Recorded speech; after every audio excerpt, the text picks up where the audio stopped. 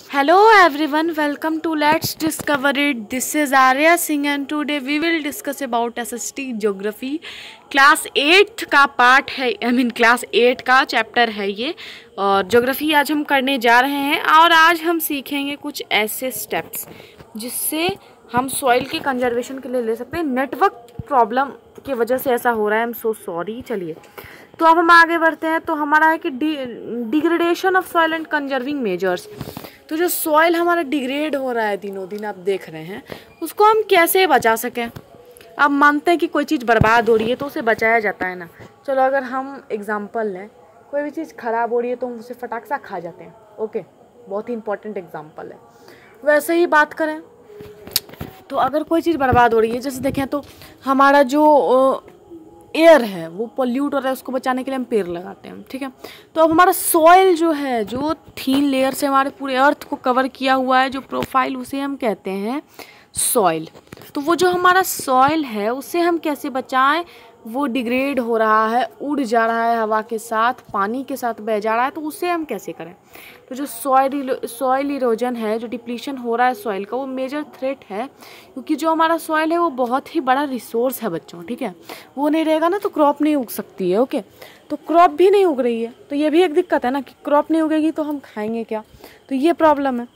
तो इसी चीज़ को हम समझते हुए बचाने के लिए, सॉइल को कंजर्व करने के लिए, वो एक जगह से उड़ के दूसरी जगह जाए नहीं, ये सारी चीज़ें करने के लिए कुछ मेजर्स लिए हैं, यानी कुछ स्टेप्स लिए हैं, जिसका नाम है mulching, contour barrier, rock dam, terrace farming, inter cropping, counter ploughing और शेल्टर बेड। तो ये कितने तरह का है?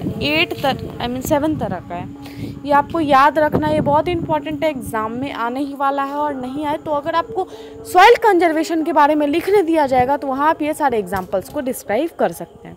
ओके, चलते हैं।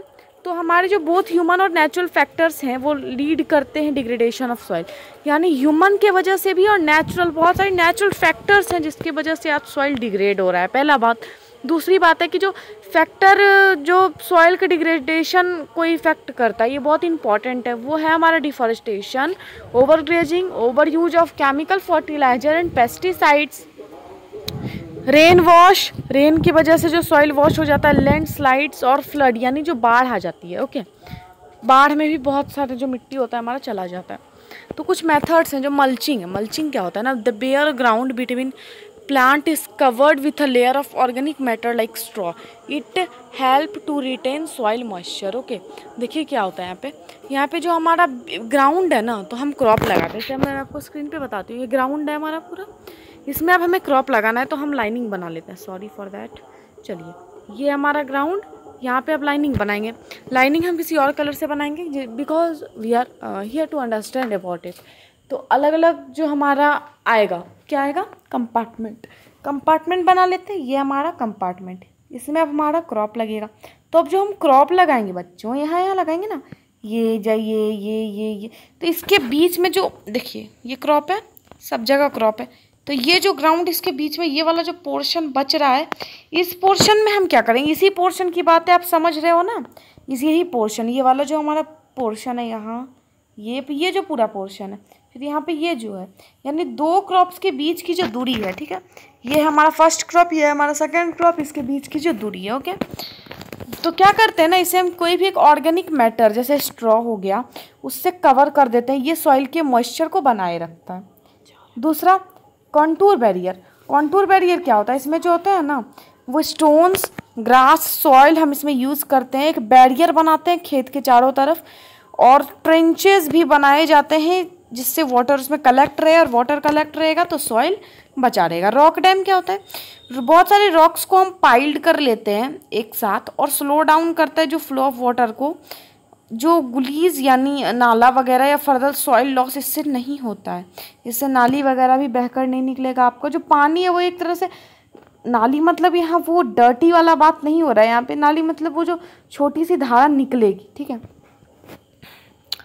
तो टेरेस फार्मिंग अब क्या होता है? ब्रॉड फ्लैट लैंड जिसमें हम स्टेप्स टाइप के स्टीप स्लोप्स पे बनाते हैं और उस पर हम क्रॉप्स को ग्रो करते हैं, जो सरफेस रन ऑफ और सॉइल इरोजन दोनों से बचाता है। इंटर क्रॉपिंग क्या होता है कि डिफरेंट क्रॉप्स को हम अल्टरनेट रोज में ग्रो करें। जैसे अगर ये हमारा लैंड है बच्चों, तो ऐसे हमने लगाया क्रॉप, अब हमने ऐसे लगाया, फिर हम ऐसे लगाए। इससे क्या होगा कि सॉइल डिफरेंट तरीके से हमारे लैंड से पाइल्ड होता है और एक जगह से उड़ के दूसरी जगह नहीं जाता। ये आपको इंग्लिश में अपने क्लास में लिखना है, हिंदी में आप समझ लोगे और इंग्लिश में लिख के प्रैक्टिस करोगे तो आप ऑब्वियसली अंडरस्टैंड कर लोगे इस चीज़ को। तो कंटूर प्लोइंग, अब ये कंटूर प्लोइंग क्या होता है? ये कंटूर प्लोइंग क्या होता है? प्लोइंग जो होती है वो कंटूर यानी किनारे किनारे से हम प्लो करेंगे हिल्स के स्लोप्स पे और एक नेचुरल बैरियर बनाएंगे जिससे वाटर जो होगा वो फ्लो डाउन होगा आराम से। हमारा ये वाला स्लोप है, इस पर आराम से हम कुछ अपने प्लो से ऐसा सरफेस बनाएंगे जिसके वजह से जो हमारा वाटर हो ना वो धीरे धीरे फॉल हुए। ऐसा ना हो कि पूरा वो जगह ही लेकर फॉल हो जाए, तो ऐसा कुछ नहीं होना चाहिए। शेल्टर बेल्ट में क्या होता है? ये कोस्टल और ड्राई रीजन में हमारा शेल्टर बेल्ट बहुत फेमस होता है। यहाँ पे जो ट्रीज और प्लांटेस के रो होते हैं ना, इसे विंड के मूवमेंट जैसे प्लांटेड होते हैं, ये बहुत ही बड़े बड़े होते हैं, इससे विंड का जो मूवमेंट होता है वो पत्तियों से टकराता है, पत्ते नीचे गिरते हैं और जो हमारा रूट होता है ट्री का वो पाइल्ड करता है सॉइल को और सॉइल हमारा बचा रह जाता है। शेल्टर बेल्ट तो ये था, यहाँ पे आप देख सकते हैं फोटो कंटूर प्लोइंग का, टेरेस फार्मिंग का और शेल्टर बेल्ट का। तो आज के लिए इतना ही। अगर वीडियो अच्छी लगी हो ना तो लाइक ठोक देना, चैनल को सब्सक्राइब कर देना नए हो तो। From this side Arya Singh, thank you.